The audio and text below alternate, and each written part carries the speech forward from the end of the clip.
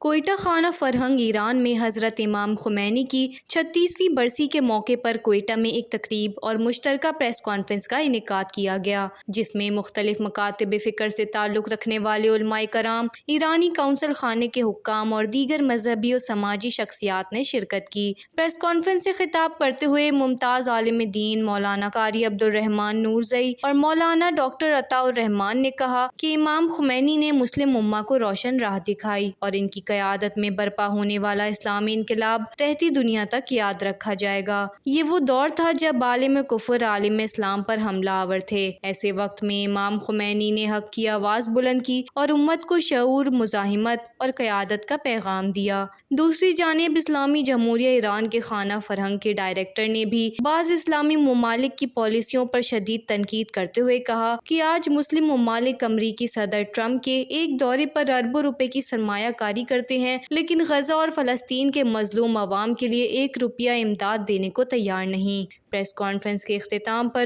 تمام مقررین نے اس بات پر زور دیا کہ امام خمینی کے نظریات کو اپنانا ہی امت مسلمہ کی بقا، خود مختاری اور آزادی کی ضمانت ہے۔